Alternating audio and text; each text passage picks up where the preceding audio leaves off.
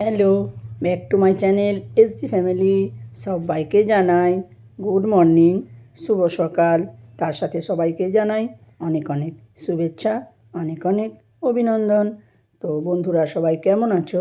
আশা করি ভালোই আছো।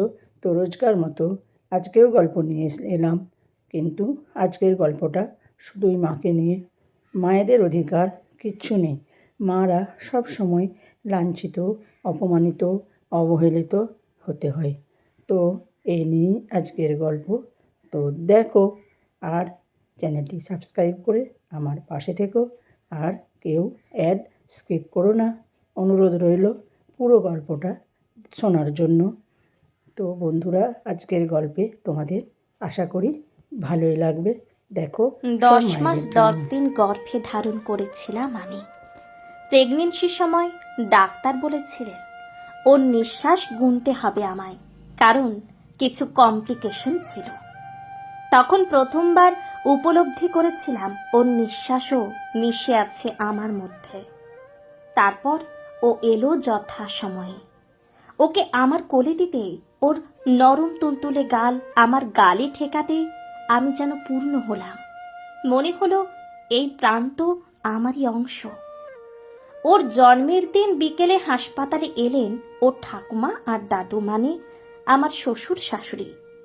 ছেলে কোলে নিয়ে ওরা বললেন, এ হলো রায়বাড়ির উত্তরাধিকারী, নাম রাখলাম সূর্য রায়। নিমেষেই আমার সন্তান কেমন করে যেন রায়বাড়ির সম্পত্তি হয়ে গেল। ওর নামকরণও হয়ে গেল আমি কিছু বুঝে ওঠার আগেই। আমি মনে মনে ওর নাম ঠিক করেছিলাম সাগর, কিন্তু কেউ আমায় জিজ্ঞেস করার প্রয়োজনই মনে করল না।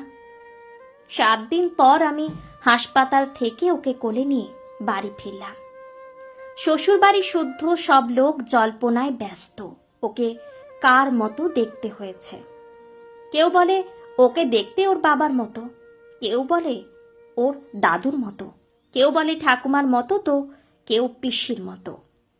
আমি অবাক হয়ে যাচ্ছিলাম। আমার যেন কোনো অস্তিত্বই নেই।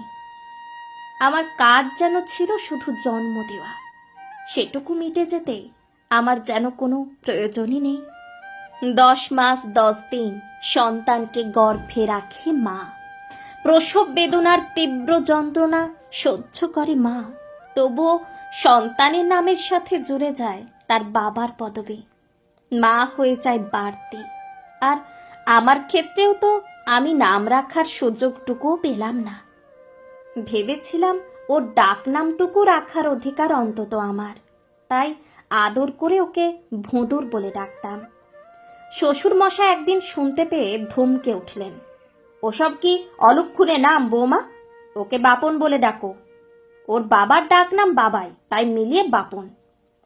নিমেষে আমার আদরের ডাক হারিয়ে গেল। আমার ভোঁদর হয়ে গেল রায়বাড়ির সূর্য আর বাপন। ওর অন্নপ্রাশনের আয়োজন করেছিল রায়বাড়ি ঘটা করে। আমার বাবা মাও নিমন্ত্রিত ছিলেন, শুধুই নিমন্ত্রিত অতিথি, কারণ তারা যে ওর মায়ের বাবা মা। আমায় কেউ জিজ্ঞাসা করল না আমি আর কাউকে এই অনুষ্ঠানে ডাকতে চাই কিনা। রায়বাড়ির ছেলের মুখে ভাত, তাই রায়বাড়ির পছন্দেই তৈরি হলো অতিথিদের তালিকা। ওকে ভাত খাওয়ানোর সময় সবাই বলল আমি নাকি সামনে থাকতে পারবো না, মায়ের নজরে নাকি অমঙ্গল হয়। আমি চমকে উঠলাম, এ কি সর্বনেশে কথা! আমার নজরে ওর অমঙ্গল হবে? সবাই বলল এটাই নাকি নিয়ম। চোখের জল নিয়ে সরে গেলাম। বারবার মনে হচ্ছিল কারা বানায় এই নিয়ম। শাঁখ উলুর শব্দ জানান দিচ্ছিল ওর অন্নপ্রাশন সম্পন্ন। শুধু মাই ব্রাত্য নাকি সেখানে।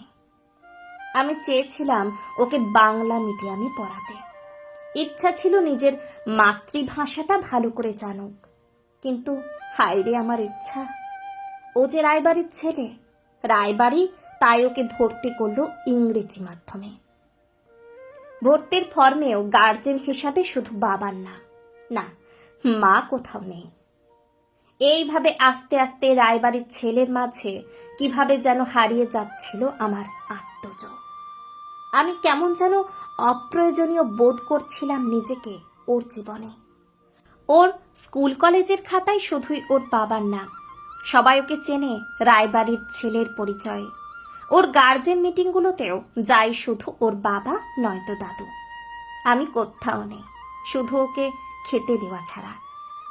দেখতে দেখতে অনেক বছর গড়িয়ে গেল। অবশেষে সেই দিন এলো, রায়বাড়ির ছেলে সূর্য রায়ের বিয়ের দিন। সবাই আমায় বলল ছেলের বিয়েতে মাকে যেতে নেই। এবার আর আমার চোখে জল এলো না, কারণ আমি এখন অভ্যস্ত ব্রাত্য হতে হতে। কিন্তু আমার আত্মজ কেন প্রতিবাদ করছে সে? চিৎকার করে ও বলল, এসব অর্থহীন নিয়ম আমি মানি না। আমার মা না গেলে আমি বিয়েতে বসবই না। আমি দুর্বল স্বরে প্রতিবাদ করতে গেলাম। বাপন, এমন বলতে নেই। সে ধমকে থামিয়ে দিল আমায়, বলল, তুমি চুপ করো। রায়বাড়ির ছেলের জোরালো দাবির কাছে হেরে গেল রায় পরিবারের নিয়ম কানুন। আমি প্রথা ভেঙেই ছেলের বিয়েতে গেলাম। খুশিতে বুকটা ভরে উঠেছিল আমার। সূর্য রায়ের মাঝে তাহলে আজও জেগে আছে আমার আদরের ভোঁদর। আজ আমার আত্মজের আত্মজ এই পৃথিবীতে এসেছে। আজ বড় খুশির দিন। রায় পরিবারের মাথারা যথারীতি নবজাতককে কোলে নিয়ে বলে উঠলেন, এ রায় পরিবারের উত্তরাধিকারী, ওর নাম হবে দৃপ্ত রায়।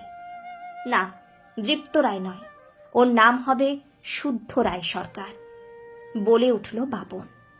সবার চোখ বিস্ফোরিত। সূর্য রায় আর ঋদ্ধা সরকারের ছেলে শুদ্ধ রায় সরকার, এই নামটা আমরা দুজনে ভেবেছি, বলে উঠল আমার পুত্রবধূ। 10 মাস 10 দিন মা সন্তানকে গর্ভে রাখে, আর সন্তানের নামের সাথে তার মায়ের পদবী জুটবে না? এ কেমন প্রথা? যদি এটা প্রথা হয়েও থাকে, তবে সে প্রথা এবার ভাঙতে হবে। আর সদ্যজাতের নামকরণও করার অধিকার সবচেয়ে আগে তার বাবা মায়ের, কারণ সন্তানের প্রতি তার বাবা মায়ের অধিকার সবার আগে, আর দুজনের অধিকারই সমান।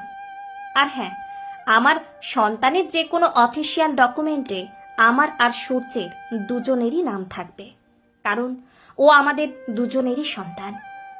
আমার পুত্রবধূর তীব্র প্রতিবাদে স্তব্ধ আজ রায়বাড়ির সেকেলে মানুষগুলো। আমি আজ সত্যি ভীষণ খুশি। আমি না পারলেও আমার বৌমা পেরেছে বস্তা পচা নিয়ম ভাঙতে। আমি নিজে কিছু করতে না পারলেও তাকে বোঝাতে পেরেছি, তাকে দিয়ে করাতে পেরেছি মায়ের যথার্থ অধিকার প্রতিষ্ঠা। আমার ছেলে যেদিন প্রথা ভেঙে আমায় তার বিয়েতে সামিল করেছিল, সেদিন উপলব্ধি করেছিলাম বস্তা পচা সেকেলে প্রথা ভাঙতে হবে।